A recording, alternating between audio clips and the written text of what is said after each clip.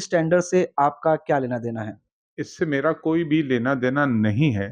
Tender को लेके जो कि बैठक हुई थी, उस टेंडर में जो है प्रतिनिधित्व आप कर रहे थे, पेपर वर्क में भी ये सामने है।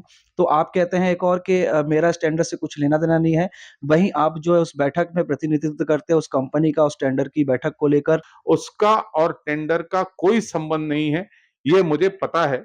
आपका कहना है कि आप जो है अधिकारियों से प्रेशराइज़्ड हो रहे हैं, वहीं मनपा के अधिकारी और आयुक्तों का कहना है कि कहीं न कहीं जो है ऊपर का दबाव आ रहा है, ऊपर के मंत्रियों का दबाव आ रहा है। तो ये दोहरी राय क्यों? किसी अधिकारी को फ़ोन किया होगा, तो मैं सार्वजनिक जीवन से संन्यास ले लूँगा। प्रशासक राज होने के साथ जातिवाद के तरीके से इस तरह से एक विशेष पार्टी को निशाना बनाना ठीक नहीं है। जातिवाद का यहाँ पे किस तरीके से बातचीत की जाती है? ये तो वही हो गया जो कि पूरे देश भर में देखने को मिल रहा है भारतीय जनता पार्टी का कि कहीं न कहीं मुद्दा जो है हिंदुत्व का ले लें या फिर जो है जातिवाद का ले लें तो उस विषय को उससे हटकाया जाए। इससे पहले भी जब शिव सैनिकों ने मेरे ऊपर हमला किया था, सभी लोगों ने वीडियो पे देखा। एक सवाल उठता है कि इतनी बड़ी पार्टी होने के बाद भी इस तरीके से दबाव के बीच में जिला अध्यक्ष को रहना पड़ रहा है।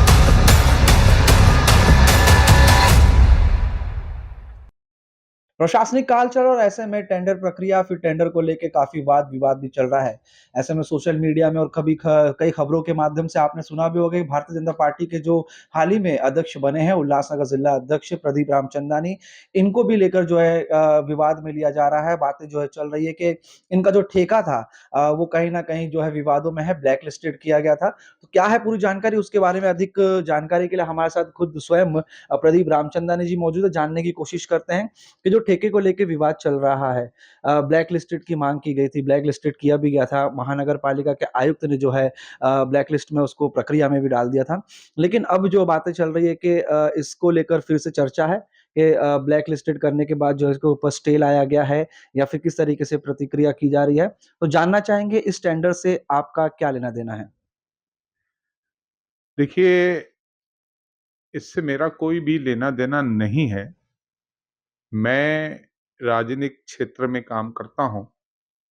हमारा यह पारिवारिक व्यवसाय है। उसमें मेरा सुपुत्र सभी डिपार्टमेंटों में काम करता है, कल्याण थाना, मुंबई, पीडब्ल्यूडी, उल्लासनगर। तो मुझे जब ये पता पड़ा कि ये अधिकारी वर्ग जो हैं, देखिए हम जातिवाद में विश्वास नहीं करते, ना ही कभी जातिवाद में हम गए हैं। लेकिन समय-समय पर यहाँ पर जो अधिकारी हैं, वह भारतीय जनता पार्टी के लोगों को निशाना करते हैं और हम भी बिल्कुल मुखर होकर उनका विरोध करते हैं, उनके भ्रष्टाचार का विरोध करते हैं, उनकी अनियमितताओं का विरोध करते हैं। जब यह समाचार पत्रों में खबर आई, तो मैंने जाँचा कि क्या चीज़ है, तो मुझे पता पड़ा कि ये कुछ अक्टूबर का मामला था जिसमें इन्होंने दिया था, बाद में 2 तारीख को इन्होंने इसके ऊपर स्टे दे दिया था। मतलब 2 नवंबर के बाद ये मामला समाप्त हो गया था। बाद में अभी जब कार बाज़ार के व्यापारियों का बहुत बड़ा मोर्चा लिया गया और उसके बाद स्विमिंग पूल में जो ₹200 रेट लगाया जाता है आम आदमी का, उसके लिए जाके ज़मीर लेंगरे करके चेंबर में जाकर हम नीचे बैठ गए और हमने कहा कि गरीब आदमी ₹200 तरण तालाब के लिए क्यों खर्च करेगा? ₹50 होने चाहिए। ऐसे 2 मामले के बाद मुझे ऐसा लगता है कि प्रशासन ने मेरे परिवार को किसी तरह का यह बातें बताकर समाचार पत्रों में, क्योंकि सभी पत्रकार बोल रहे हैं कि यह जो खबर है वह जमीर लेंगरेकर जी ने सभी पत्रकारों को दी है। ठीक है, अब ये जब आप सार्वजनिक रूप से काम करते हो, किसी राजनीति में काम करते हो, लोगों के प्रश्न लेके जाते हो, तो कहीं न कहीं अधिकारियों को अपनी ईगो या कहें अपनी उनकी अहंकार लगता है कि आज के तारीख में हमारे ऊपर तो कोई है नहीं, प्रशासक राज है और प्रशासक राज होने के साथ जातिवाद के तरीके से इस तरह से एक विशेष पार्टी को निशाना बनाना ठीक नहीं है। कोई बात नहीं है, हम इससे पहले भी आपको पता होगा कि मेरे ऊपर आरोप लगे थे, मैं जेल में भी गया था। उसमें भी मैं बाइज्जत बरी निकला, यहाँ तक कि अदालत ने में यह दिखाया गया कि जिस फाइल चोरी का मेरे ऊपर इल्जाम था, वह फाइल महानगर पालिका में था, ऐसा सिद्ध हुआ और अदालत ने मुझे बाइज्जत बरी किया।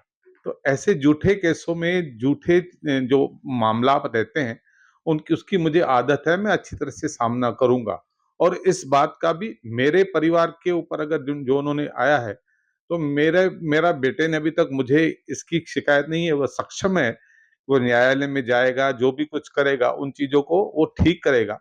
लेकिन मैं स्पष्ट रूप से कह सकता हूं, उसमें जिस तरह का इन्होंने ये नोटिस दिया है, उसमें उसकी कोई गलती नहीं है। कोई भी निष्पक्ष जांच बिठा ले और इनके तथ्यों को देखें। अगर उसमें रत्ती भर भी कोई गलती होगी, तो हम अपनी सार्वजनिक जीवन से संन्यास ले लेंगे।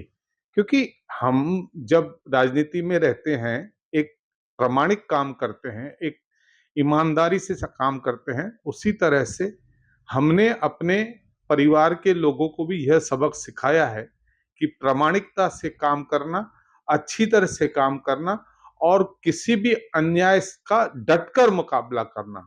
और मुझे कोई भी इस बात में शंका नहीं है कि मेरा जो बेटा है, इससे पहले भी जब शिव सैनिकों ने मेरे ऊपर हमला किया था, सभी लोगों ने वीडियो पे देखा था कि वो किस तरह से अकेला दौड़कर आया और उसने उनका मुकाबला किया।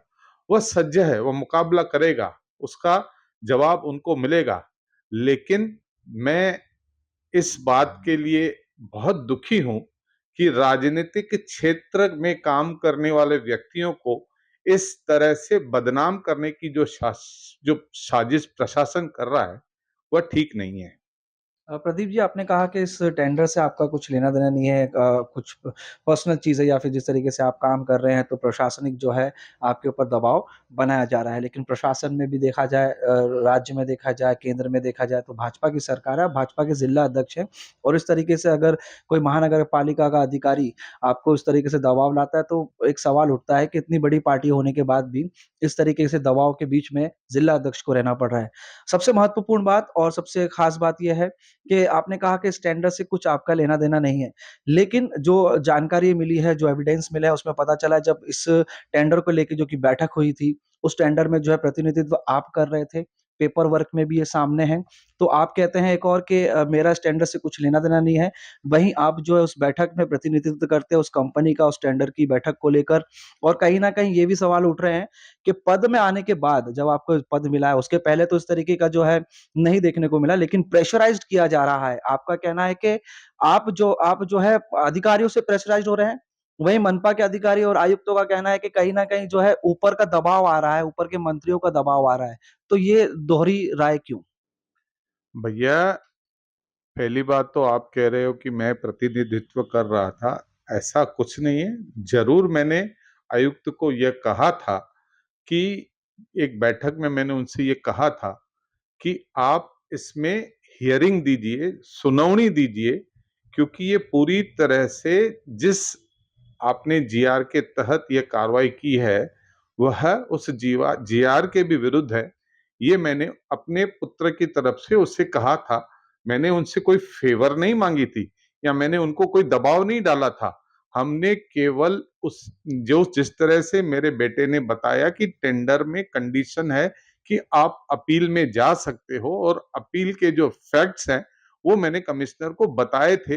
अब वह बताना, एक राजनीतिक क्षेत्र में रहता हूं, ये तो मेरा पुत्र है।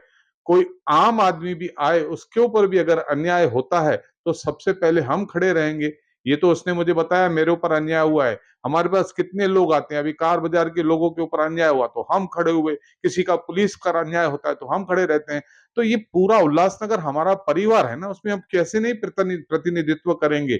इसका अर्थ आप तो ये नहीं कह सकते ना कि भाई केवल आप अपने उल्लासनगर में पूरे अगर कर रहे हो तो अपना, मेरा परिवार और उल्लासनगर परिवार सबको समान रूप से देखना पड़ेगा। इसको प्रतिनिधित्व नहीं कहते हैं, इसको कहते हैं कि आप आयुक्त को कहें कि इसकी सुनवाई दें और फैक्ट पे उस जो अपील का जो हर किसी को अधिकार है उसके अंदर उसमें कार्रवाई, जो कि पूरी तरह से गलत कार्रवाई है ना। अगर कार्रवाई इनके को करनी होगी, करनी होती, तो इसका अगर फैक्ट्स आप अगर किसी, इतना तो चैनल पे नहीं बताया जा सकता, कोई भी बड़े से बड़ी इंक्वायरी इसके ऊपर बिठाई जाए तो पूरी तरह से ये बेनकाब हो जाएंगे। मैं दावे के साथ कहता हूं, मैं निश्चिंत रूप से कहता हूं कि किसी तरह का कोई गलत काम करने का कोई सवाल ही नहीं उठता। ये केवल, मैं अभी फिर एक बार कहता हूं कि कहीं ना कहीं इसकी जांच करनी होगी। क्या वह अधिकारी जातिवाद पर तो नहीं उतर आया है? मुझे शंका होती है, नहीं तो कोई कारण नहीं है। जिस तरह से मैंने उस केस को पढ़ा है, उस केस में कोई भी कारण नहीं है, क्योंकि न 1 रुपया महानगर पालिका से उस काम में लिया गया है और न कोई उसका बिल बना है। और जो काम हुआ है वह भी, जो मुझे मेरे बेटे ने बताया है कि यह एक भूख हड़ताल थी, आमदार को जरूरी काम कराना था, और क्योंकि इनके पास वर्क ऑर्डर देने के लिए नहीं था, मेरे बेटे ने वर्बली बोलने पे उनको अर्जेंट काम करके दिया। उसका और टेंडर का कोई संबंध नहीं है, ये मुझे पता है। कोई बात नहीं ना, ये सारी जानकारियां तो मुझे है ना। लेकिन फिर मैं बोलता हूं कि किसी भी प्रशासकीय अधिकारी ने यह करने की कोशिश की कि कोई भी राजनीतिक कार्यकर्ता दब जाएगा। आपने कहा कि आप सत्ता में हो तो आप प्रेशर करवा सकते हो। मुझे प्रेशर करवाने के प्रेशर लिए आप नहीं करवा रहे, उनका कहना है कि ऊपर के मंत्रियों से प्रेशर आ रहा है नहीं, उनकी इस मंत्र टेंडर को आज लेके। आज तक, अगर मैं बुक आपको सिद्ध कर दे कि इस बारे में किसी भी मंत्री तो छोड़ो, आमदार तक भी किसी अधिकारी को फोन किया होगा, तो मैं सार्वजनिक जीवन से संन्यास ले लूंगा। मंत्रियों के लिए तभी फोन कराया जाता है जब सार्वजनिक रूप का काम हो। व्यक्तिगत काम करने के लिए हम खुद सक्षम हैं। ये किस अधिकारी ने आपको बोला है कि मंत्रियों का मुझे फोन आता है? उसका नाम बताइए और उसका मेरे और हमारे दोनों के सामना करवा दीजिए। अगर उसने कह दिया किसी मंत्रिमंडल से या किसी से फोन आ गया है कि इसको इस मैटर में, तो आपको मैं बोलता हूं, या वो अधिकारी तैयार रहे अपना इस्तीफा देने के लिए, या मैं अपने जीवन से, सार्वजनिक जीवन के लिए संन्यास लेने के लिए तैयार हो जाऊंगा। ऐसे कामों के लिए मंत्रियों को बोलना नहीं पड़ता, क्योंकि कुछ गलत नहीं किया है, कर नहीं तो डर नहीं। यह फिर मैं कहता हूं कि जातिवाद का, एक संप्रदाय का एक प्रश्न हो सकता है क्या अधिकारी के मन में? भारतीय जनता पार्टी के लिए घृणा है क्या? यह संदेह के घेरे में है। जातिवाद का यहाँ पे किस तरीके से बातचीत की जाती है? ये तो वही हो गया जो कि पूरे देश भर में देखने को मिल रहा है भारतीय जनता पार्टी का, कि कहीं न कहीं मुद्दा जो है हिंदुत्व का ले लें या फिर जो है जातिवाद का ले लें, तो उस विषय को उससे हटकाया जाए। जिस अधिकारी की आप बात कर रहे हैं, नाम तो ठीक है आप नहीं, लेकिन जिस तरीके से आप जो बात कर रहे हैं, तो ये पहले भी यहाँ पर आके जा चुके हैं, काम कर चुके हैं, और जिस तरीके से उन्होंने काम किया, आपके ही पार्टी के कई लोगों ने जो है उनकी तारीफ़ की है, आप ही जो है कई बार उनकी तारीफ़ कर चुके हैं। तो फिर किस तरीके से जो है जातिवाद का जो आप आरोप लगा रहे हैं? और एक काम अपनी तरफ होता है, एक प्रक्रिया अपनी तरफ होती है, और आपके ही पार्टी के दूसरे लोगों के साथ अच्छे संबंध होना, फिर आपके ही साथ क्यों जातिवाद का इस तरीके का जो है आप आरोप लगा रहे हैं? देखिए, मैंने इस बात की पुष्टि नहीं की। जब कह तो रहे हैं सर। आप देखिए, मैंने संदेह के घेरे में रखा है, आप मेरे शब्दों को ध्यान दीजिए। मैंने तो सं और भी तो वजह हो सकती है सर, जातिवाद मेरे कैसे? मुझे बोलने दीजिए। मैंने संदेह के घेरे में रखा है, क्योंकि जब कोई अचानक, कोई कारण न होते हुए जब ऐसी घटनाएं घटती हैं, जब उस अधिकारी के साथ मेरे संबंध भी ठीक हैं, और यानी बहुत अच्छे, तो बहुत अच्छे संबंध नहीं है, पहले भी जब अधिकारी थे तब भी मेरे बहुत अच्छे संबंध नहीं हुआ करते थे, लेकिन संबंध खराब नहीं है। लेकिन ऐसे जब बिना टांग के, बिना सर के अचानक जब नोटिस आ जाते हैं, जिसमें अगर आप मेरिट देखेंगे तो कोई कारण नहीं है, किसी टेंडर के कंडीशन में कहीं लिखा हुआ नहीं है कि इस तरह से, या किसी टेंडर से उसका काम सा कोई संबंध नहीं है, आपस में कोई भी सर पैर मिलता नहीं है, तो ये कार्रवाई क्यों हुई? इसीलिए हमारा दिमाग यह कहता है कि क्या ऐसा हो सकता है क्या? इसमें प्रश्न चिन्ह है। ऐसा होगा ऐसा मैं नहीं बोल रहा हूं। क्या जातिवाद हो सकता है क्या? भारतीय जनता पार्टी के प्रति उनकी क्या घृणा है क्या? और कोई मुझे कारण दिखता नहीं है। मेरे उनके साथ मधुर संबंध है। कल भी मैंने बात की, कई बार उनके चैम्बर में जाता हूं, लेकिन ऐसे नोटिस जब आते हैं तो या तो इसके पीछे कौन है या ये है कुछ क्या हो सकता है, ये केवल हमारा संदेह भर है। ये तो जाँच का विषय है जिस तरीके से जो आप कह रहे हैं। अब उनको भी नियुक्त करने वाले आपके ही शासन है, आपके ही जो है राज्य से हुए हैं। जो है इस विषय पे अभी बात करते हैं, ये तो विषय अगर चलता जाए तो काफ़ी जो है खिंचता जाएगा। लेकिन महत्वपूर्ण बात ये है कि 1 साल पहले की यदि बात करें तो मराठा सेक्शन में कुछ आंदोलन किया जा रहा था, पानी की किल्लतों को लेकर। खुद आमदार भी वहाँ पे पहुँचे थे, स्थानिक वहाँ के लोग थे जो कि विरोध कर रहे थे। जब वो पोषण खत्म हुआ तो उसके बाद जो आश्वासन दिए गए कि आपके जो है काम सटीक तरीके से करके दिए जाएँगे। लेकिन वो भी काम आज तक पूरे नहीं हुए। उसमें भी जो है कहीं न कहीं काम रुके हुए हैं, पानी की किल्लतें हैं और वहाँ के नागरिक को अभी लगातार जो है प्रशासन से इन चीज़ों को लेके माँग कर रहे हैं। तो एक और कहना कि हम अच्छी तरीके से काम कर रहे हैं, हमारा इस कंपनी से कुछ लेना-देना नहीं। फिर वहाँ पे इन्वॉल्यूशन आपका लगता है, आपके साथ बातचीत होती है, आपके बेटे को आप कहते हैं आप सपोर्ट करते हैं, लेकिन वो जो है इन प्रक्रियाओं से दूर रहते हैं। हाँ, नगर पालिका में कई बार जो है पेपर वर्क और चीज़ों के लिए हमने देखा है, लेकिन इन चीज़ों को एक साथ लेके आना और फिर कहीं न कहीं वो चीज़ें तस्वीरें अलग होना, उसके लिए क्या? देखिए, मैं बिल्कुल स्पष्ट कहता हूं कि मैं शुरू से ही राजनीति क्षेत्र में काम करता हूं। न मैं किसी पेपर पे इस कंपनी का मालिक हूं, क्योंकि मेरा परिवार इसी व्यवसाय से, जब से मेरा परदादा, दादा, उसके बाद मेरे पिता और उसके बाद मेरे पुत्र सभी इसी व्यवसाय से जुड़े हुए हैं। किसी राजनीति में आने के कारण हमने यह व्यवसाय शुरू नहीं किया। पारिवारिक व्यवसाय है, उसमें हमारा बेटा काम करता है, तो इसमें क्या गलत है? और आप बार-बार कह रहे हो कि आप इन्वॉल्व्ड हो रहे हो, आप इन्वॉल्व्ड हो रहे हो। मैं कह आपसे तो कह रहा हूं ना कि मेरे बेटे की कंपनी ठाणा में काम करती है, कल्याण में काम करती है, मुंबई में काम करती है, उल्लासनगर में काम करती है। तो क्या काम अगर वो कोई कर रहा है तो उसमें क्या कोई दोष है क्या? कोई पाप है क्या? रही बात, आप कह रहे हो कि वो उपोषण पर बैठे थे, यह बात बिल्कुल सही है। लेंगरेकर ने ही फोन किया था उपोषण की जगह से ही कि बिना वर्क ऑर्डर के लोगों को राहत देने के लिए जल्द से जल्द काम कर दिया जाए। यह काम जल्द से जल्द हो गया, बिना वर्क ऑर्डर के। वर्क ऑर्डर बाद में दिया गया, तो फिर शर्तों का उल्लंघन हुआ कहां पर? तो ये देखिए, मैं कह रहा हूं ना, डिटेल में तो आप बातें जाओ ही नहीं। ये जो मुझे पता है क्योंकि मेरा पुत्र मुझे बता रहा है, तो उसको मेरा समर्थन मिलेगा। क्यों नहीं मिलेगा? अगर वो गलत नहीं है, अगर वो गलत होता तो वो सजा का हकदार होता। अगर कोई भी बंदा गलत नहीं करेगा तो उसको समर्थन देना पड़ेगा। हमसे बातचीत करने के लिए बहुत-बहुत धन्यवाद। तो ये प्रदीप रामचंदानी जी थे जिन्होंने जो कि वाद-विवाद चल रहा है टेकी को लेकर, कॉन्ट्रैक्ट को लेकर, तो उसमें उनकी स्पष्टता थी। देखना है कि आने वाले समय में किस प्रकार का जो है मामला रुख लेता है। कुणाल कपूर, बोल इंडिया।